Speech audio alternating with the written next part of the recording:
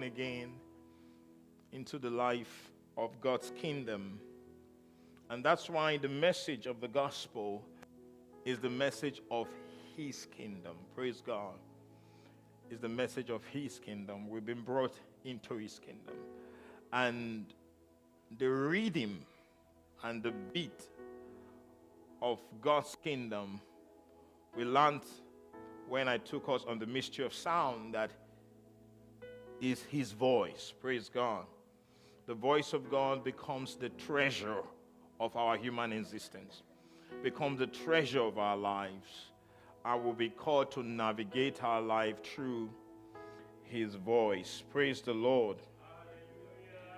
And who can tell me today, I want to really know whether we are really following. Praise God. Who can tell me the foundation of this teaching of the mystery of sound? One foundational word I started with, and it's the same foundational word.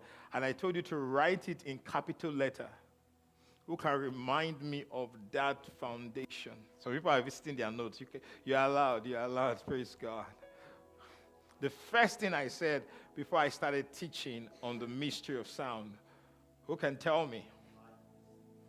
Yes! Somebody scream, life is spiritual. Life is spiritual. Say, life is spiritual. Life is spiritual. Praise God. See, as simple as that statement, it carries power. Why? Because if you don't understand that life is spiritual, you will live your life assuming all there is to life is about the pulses of your five senses. Praise God. You were born by the Spirit of God. Praise God. Your biological birth didn't have capacity to bring you into the economy of God. In fact, David said, in sin, my God, my mother conceived me. Praise God. So there was need for what? Another birth. And every one of us in this room that have gone through the second birth, it is what? A spiritual birth. And I made us to understand that everything in life is powered first from the realm of the spirit before we see anything in the physical. In fact, before any civilization, before Canada was even bettered or formed by our native people, some things were constructed in the spirit. I don't want to go into that. I don't want to be distracted tonight. There's something we call spirit cities. Praise God. They were first, the infrastructures are laid in the spirit, and men pick the frequencies and the beats of those infrastructures and begin to implement them in the physical. Praise God. Even the Tower of Babel, because of the damage that was done to human being by virtue of the fall, they have now the ability to not just only get the whispers of God, but the whispers of Satan. Praise God. God could whisper through the conscience of man in the dispensation of conscience, but also Satan had the ability to inspire man. Praise God. And if we begin to listen to the sound of this word, which the Bible has described Satan as the God of this word, we'll discover that the things that we produce, though they have good, good, the word good, it looks good, but the outcome and the product of it does not give glory to God, because we were created for his pleasure. It is only those who hear his voice, who are moved by his sound, are only those who can what? Live for his what? Pleasure. So it's very important that we understand that when we are now born again, we have begun a journey of spiritual walking with God. Because God is spirit. Praise God. So we must learn. He said, God is spirit, and anyone that must worship him in spirit and what? In truth. So being carnally minded is you are robbing yourself of the opportunity to enjoy the life that you have been given to in Christ Jesus. That's what the Bible says. To be carnally minded is what? Death. Huh? It's death. But to be spiritually minded is what? Life and peace. So life is spiritual. That's why you don't look at your life. Each time Paul was speaking in 2 Corinthians chapter 5, he said, know no man after the flesh. I used to look at believers from the revelation of the flesh. He said, I do that no more. Praise God. Now, when I look at you with the eye of the Spirit. I look at you with the investment that Christ has placed upon you. And that's why when we preach the gospel of our Lord Jesus Christ, we don't preach it because some people can preach the gospel from the plane of human weakness. Praise God. In fact, we've seen that. And that's why we have raised people who does not look like Jesus Christ, but people who look like the Word. Praise God. And those people, you can categorize them as church members, not disciples of Jesus Christ. Disciples of Jesus Christ are those who are conscious of who they are in the Spirit. And the voice of God, they are not oblivious to the voice of God. The Bible says, as men that are led by the what? Spirit of God, they are what? So that's why we must get that. Say life is spiritual. I don't want you to forget it. Maybe if you are going home, just say life is spiritual. Life is spiritual. Praise God. You know why? Because your engagement, that's where your power comes from. The Bible says the spirit in man, the inspiration of the Almighty giveth thee understanding. So it's from that syllabus of the Spirit tonight I want to share with us on the sound of the blood of Jesus. I almost forgot that today was communion when I just said it last week. Sound of the blood of Jesus. Praise God. So it's important for us to understand the sound of the blood of Jesus. Now remember, we've learned that the sound we're talking about what? Is the voice of God, right? And we've learned here that we are a product of his voice. Praise God. So we were created by his voice, right? So he said, let us make man. So that's where man was created from. Now our flesh become the container. God needed a raw material to create a container. And that's why our flesh is traceable to dust. Praise God. So dust, you say, dust you came, dust you return. Because that's where your container was made. But your true self is what? The voice of God. So it's very important that we don't lose that. Now, let's go to Hebrews chapter 12, verse 24. So this where I think I will teach for 15 minutes. I'm sensing, I know, praise God. I know that as we're going towards the end of the year, we're going to start Bible study, praise God. How many of you miss Bible study? Hallelujah. We're going to enter a season of Bible study where we just study scripture, a whole chapter, Pauline episodes. We're going to ask questions. Praise God. Today, I will leave time for questions so that if you have any questions about the teaching so far, you can ask. Are we there? 24, yes.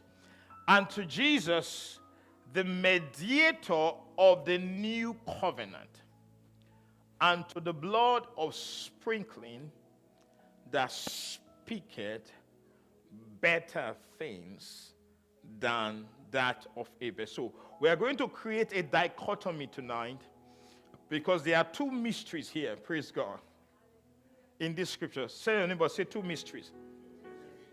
The first mystery is the speaking, praise God, of the blood of Jesus and the speaking of Abel's blood. Praise God.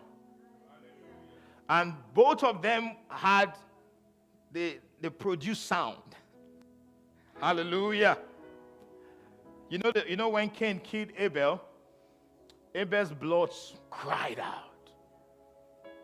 There was a sound in the spirit. And the Almighty was summoned. In fact, his blood summoned a court system and called. There was a jurisprudence. There was a God. The voice of Abel was able to call God. Say, God, you created a system of fairness. One of your creation, Cain, has altered and disaligned the system. So, blood can speak. Praise God. Tell your neighbor, blood can speak. After tonight, you will appreciate the word redemption. And then you would also know how to maximize the economy of redemption. That everything that happened to your life, you will build consciousness after this message tonight to tap into the frequency of the blood of Jesus, not your earthly blood. Now, why is Scripture showing us using the blood of Abel as a metaphor? For us to understand the message the writer of Hebrews was trying to communicate. Because when Adam fell, we entered the dispensation of conscience. I've taught you guys that, the different dispensation. The Adam dispensation before the fall is called the dispensation of innocence. Adam was living in Eden, under God's presence, sinless, because his life was moving daily under the frequency of God's command. So when Adam fell, Adam was separated from God. He couldn't really recognize God's voice anymore because he left his presence. Because if you are with me, you will be always hearing my voice. It's intimacy that brings us into the opportunity to hear the voice of God. So because man was separated from intimacy, man couldn't have the privilege again. Remember, the voice of God was coming, walking in the garden, so he could interact, but now that was gone. But he has some template he was teaching the children of God. His children, the first children he had, Cain and Abel. So he taught them the little he heard about God, he knew about God, and he told them to obey God. Praise God.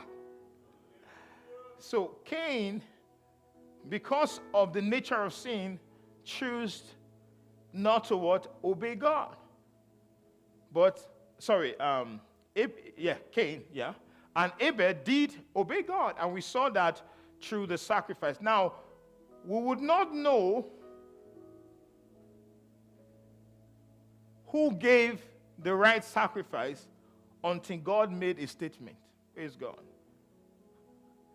Because God, He's the judge. He's the one who defined what is right and what is what? Wrong. Tell your neighbor, Canada cannot decide what is right or what is wrong. Praise God. That's a digression. Praise God. So it's the voice of God. So he said, if you did right, you offered a bet, wouldn't I have accepted it? So God was able. But why did the writer of Hebrew use Abel's blood? Because on the earth, Abel, in terms of dealings, human dealings, remember, it's after the law, the dispensation of conscience, we entered the dispensation of the law. And in the dispensation of the law defined our conscience. Praise God. The law defined our actions. Our actions in the dispensation of the law is what we use to please God. That's why if you obey the 10 commandments, you what? Be pleasing God. So before that even came, that was applied. So the purest blood that has ever lived, that left the earth innocently, was the blood of Abel. Even though he cried for justice, the blood of Abel, in comparison with the blood of Jesus, was not still pure. Praise God. Do you understand me? So the blood of Abel, even though he was innocent, that he did not do anything to be cut short of his life. His own blood too was not innocent. Who can tell me why his blood was not innocent? Can somebody help me? Like a Bible study. Let's start with this Bible study thing today. Praise God. I just feel like a Bible study anointing is on me. Praise God. Praise God. Thank you. Thank you. You know, when I go for evangelism, people tell me, you know, I'm a good person. I try to do good. I know that when I do good, I will go to heaven. You're good. There's no good you can do on the earth that can meet the standard of God. So Abel's blood, though it was innocent, but it was not pure according to the standard of God. And that's why Abel's blood could not be used as the blood to free you and I from our sins. Do you understand? Because Abel was inherited that blood through the lineage of what? Adamic sin. You understand? So because of he had Adamic nature, his blood, even though it was innocent, you know, if you look at the Jewish law, when you commit a sin, they will take a few days old lamb, innocent lamb, and they will slaughter that lamb to cover your sins, but not to erase it, praise God, just to cover it for what? A while. So where am I going? The blood of Adam, which is traceable using the purest form of one human being called Abel, who lived innocently and died, and he left the earth. That blood, because you carry that blood, the speakings of that blood is already, it comes with what they call it, consequence. There are consequences that came as a result of Adam's disobedience. One of it, the consequences of being slave to sin. That's one. The second one is the consequence of shame. That was the first thing the man experienced when he ate the fruit. What happened? He felt shame came upon him. He felt naked. He felt inadequate. It is because of the blood of Adam. That's why now bacteria, sickness, praise God, disease can attack you. Praise God. So sicknesses, deaths, shame, name it. Just name anything negative that we are experiencing today in our human life came because we carry the Adamic blood. Praise the Lord. When Adam was in the garden, mosquitoes were not even biting him. In my country, mosquitoes, when they bite us, we contact what they call malaria. They transmit because they are a transmitting agent that can beat someone that has malaria and leave that person and come and beat you and put the blood inside you. And then in a few days, you become sick of what? Malaria. But here I discovered that Canadian mosquitoes, they are bigger and stronger than Nigerian mosquitoes. But it's just that they don't carry malaria. Praise the Lord. So, sicknesses, disease, infirmity was made possible because of death. Was made possible because of the Adamic blood.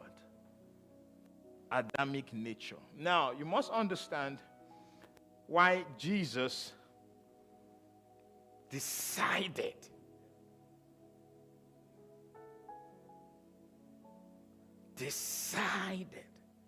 to become a man.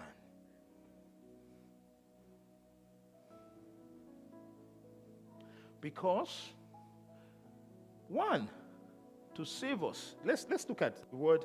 I want to define something. I want to show you something. Redemption and salvation.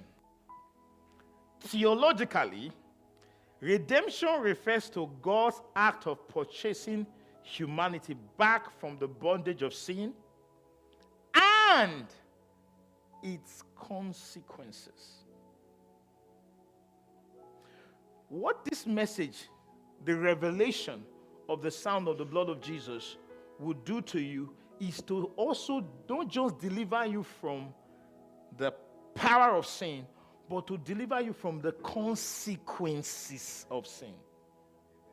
Because some of us, we know that we're forgiven. Our sins are forgiven. We know that Jesus has forgiven us. We are now the righteousness of God. But we are still plagued by the consequences that came as a result of the sin that we have been delivered from. I said, why?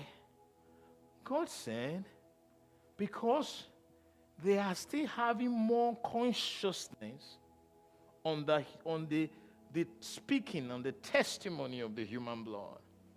Now, if I dig down, deep down, just to make it very plain, like for children, it is only those that have human blood that live on the earth. Spirit don't have blood, right? So human beings, for us to be able to live, in fact, the reason why I'm talking to you now is because there is so much flow of blood in my body. And if blood stopped flowing to my brain, what will happen is that I will just drop dead here in a few seconds. So human activities, the reason why we have strength, ability to wake up, ability to go after our daily life is because of the flow of blood. The flow of blood. So that's why God had to enter the blood economy. Praise God. That's when I gave my life to Jesus, when I was learning, I was I was in my late teens when I was learning these things I'm sharing with you today. One time I was sick. I was in my room. My dad, my mom had given me malaria medicine. Some Nigerians say they know what malaria medicine, and I've taken it, but I wasn't getting better. I was still feeling sick. I couldn't go to school. Then it just dawned on me on my bed that Jesus took my sicknesses. Now, you see, what he did on the cross by shedding his blood, when Jesus was on the cross, he didn't just take our sins upon him on the cross. All the consequences. Let's assume cancer. Jesus was feeling cancer pain. He was feeling fibroid pain. Name any kind of sickness. Jesus took every sickness on him on the cross. So he nailed it. He paid the price. So it just dawned on me. Then I now asked myself, if he did that, okay, I switched my mind off what he did on the cross. And I switched my mind, and I when you play a movie, you can rewind. So I rewind back to when Jesus was born, when Jesus was living on the earth. When Jesus had blood, it was 100% human being. So he could live on the earth. People could touch him. He could feel. He could sweat. Praise God. He could feel all manner of fatigue. Name it. Because he was 100% human being. So it not dawned on me that, and I said, why was Jesus not sick?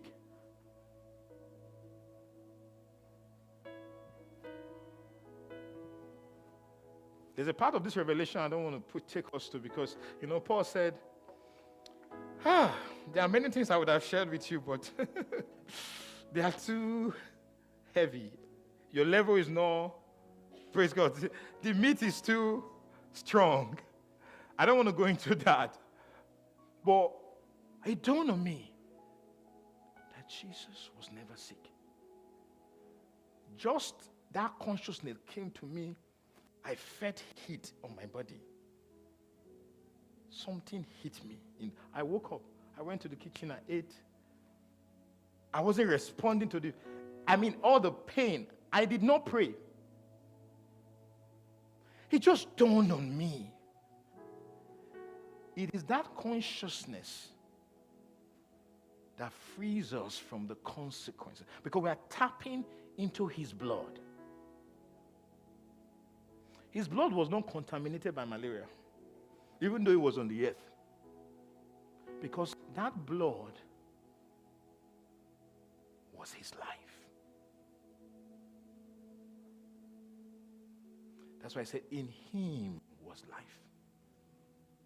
And the life is supposed to be the light that powers David's life. What is light? Revelation. So as I wake up every day, I should not wake up feeling ashamed, because his blood paid for my shame. Do you understand? Because it is because of sin that shame came. Shame is finished on the cross. It's gone. But if I'm always thinking I'm a Nigerian, I'm a human being. When I talk to some people, some Christians, they'll say, Pastor, I'm a human being. I say, aye. That's an attack. Praise God. I know you're a human being. Praise God. But you are a spiritual being. This revelation I'm telling you, until you see yourself that you're a spiritual being, having a human experience, you cannot manifest it. But if you think you are a human being trying to learn spiritual things, or having spiritual experience, you always be plagued. Failure, praise God, came because of the blood of Adam. Which, in that lineage, that scripture used Abel, right? Because he was the purest.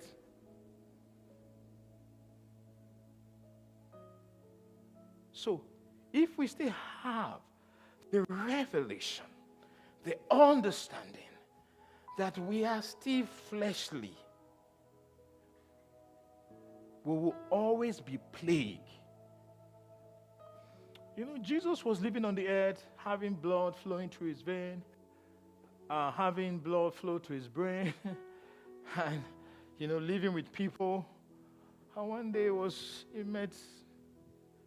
teaching, he said, I and my Father we are one. People said, and and he said to them, he said, before Abraham was, I am. Do you know, those are the things that sent him to the cross. Because as a Jew, theologically, Jews, they capture moment and dimensions of their patriarch, their fathers. So they knew that word I am. They knew that in Genesis chapter 3, that was Moses' experience. God introducing himself. That I can be anything I want to what? Be. So that's why he chose to become a man. To come and rescue us from the power of sin and from the consequences of sin. So Jesus was a human being, but his consciousness was heavenly. That's why there's a part of the scripture that says, Jesus, the Son of Man, who is in heaven. He was walking on the earth, but they said he was in heaven. Come on. Do you understand me?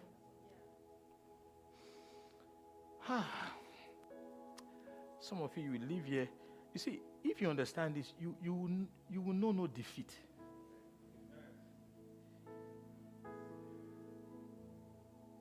Because the only blood, human blood, Jesus was 100% human.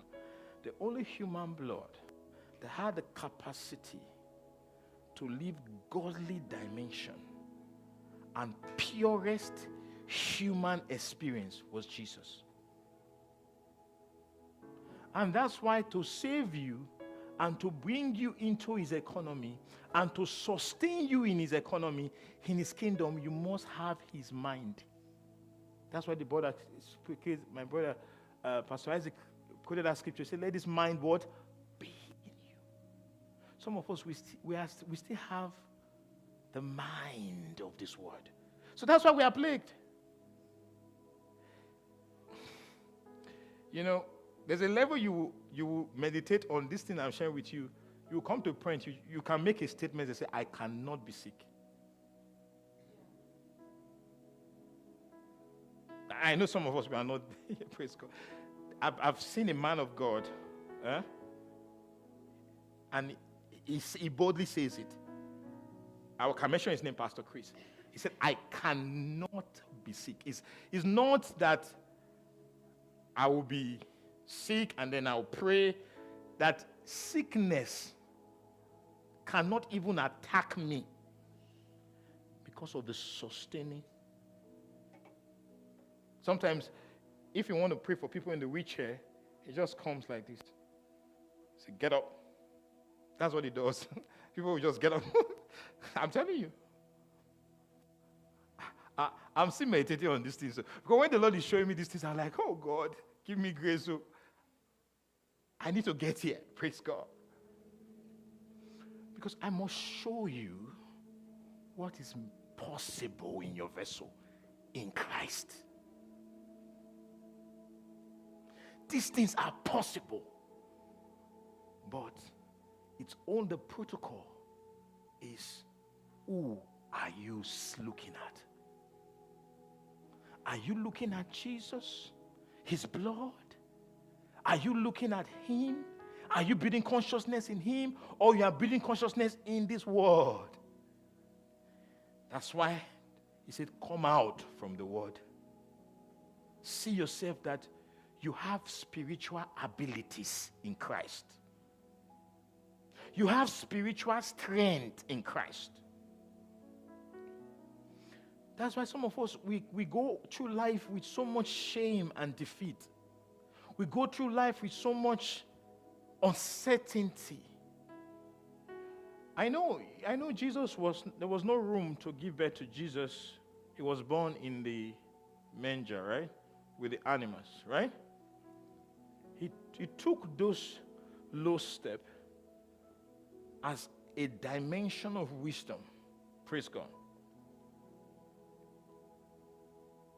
To outsmart Satan.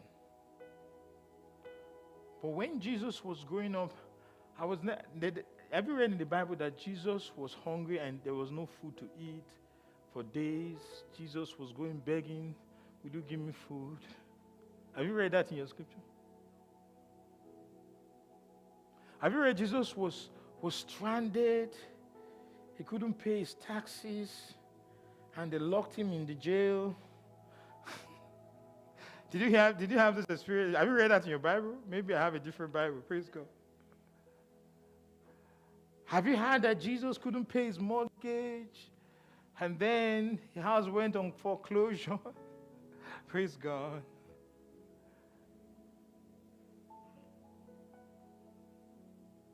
So if Jesus did not struggle,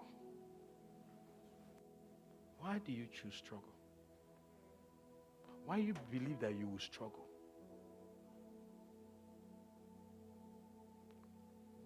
Hey, 1 John chapter 4. The revelation I'm sharing with you now is Jesus in the flesh.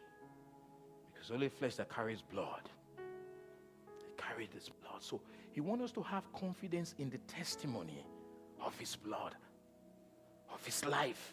He lived on the earth. Because when I've taught you about the blood of Jesus, right? And I said that the mystery of the blood of Jesus is not just death. He shed his blood, he died on the cross. It's to give us life. And through that life, our life is navigated on the earth. So, if we have confidence in the testimony. Let's go back to that scripture again, Hebrews. In the testimony of Jesus. Because we're going to pray with that. See, that speaketh better things. So why are you thinking worse things for your life? Why are you afraid of your future? He said this blood speaks better. Or is it my eyes deceiving me? Why is it hard for you to think that your future is glorious? Why? Because you are not looking at the blood of Jesus. You are looking at your natural human experiences, all the failures you've gone through, all the pain you've gone through, all the things, and that is defining your thought. He says he speaks better. If somebody brings a bad report to me, I'll say, oh, that's not my report the last time I looked at the blood of Jesus.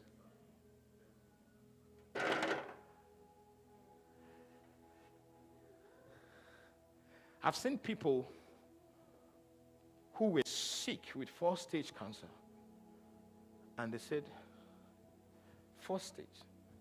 You see, when you can switch your mind away from your human blood, you switch to the blood of Jesus, miracles will be happening in your life every second of the day. There's a pastor, he shared this. He said he went to the hospital. He met his church member, lady, given few months to live. Stage 4 cancer. There's nothing they could do anymore. It was too late. And he went, I love the man of God. It's one of the most simplest guy I've ever met. He said, my sister, my faith is not even strong enough to believe. I like the guy, so sincere. He said, to be honest, my faith is not strong enough to even believe God for a miracle for you right now. Because it was really a hopeless situation. He said, but I know that if you decide, people who die with stage 4 cancer is those who decided to accept the report of death. Who just say, okay, you know what? I believe the report from the doctor. It's finished. He said, but if you can fight, take your eyes away from the report. Look at the blood of Jesus. He said, when he walked out of that room, lady, something dawned on her like, by his stripes I was healed. She took scriptures. As she began to, he said, no, I will not die, but live and proclaim the goodness of the Lord. Because he said, better what? Testimony. Some of us, when we're in a bad situation, we can't speak better things anymore. It's hard for us. Why? Because we are looking at the reports from our blood. Remember, our blood sample was taken to the lab, human blood. And from the blood sample, they ran tests. The speaking of the blood says, stage 4 what? Come on. Stage 4 cancer. But the speaking of the blood of Jesus said, he took that cancer what? To the cross. He nailed it, and he said, by his stripes you were what? Healed. You were. So the woman believed that I was healed. So because the blood of Jesus paid the price for this cancer before it ever came, before I was even born, so I can attest the testimony. And she began to pray in that hospital bed. In few weeks, they did some tests. Cancer gone. And she walked out of that hospital. She's alive today. So what the news I brought to you today about the sound of the blood of Jesus is that if you understand it, you can live above the consequences that came as a result of sin, Adam's sin, which is Adam's blood, the speaking of the blood of Abel. Let's rise on our feet.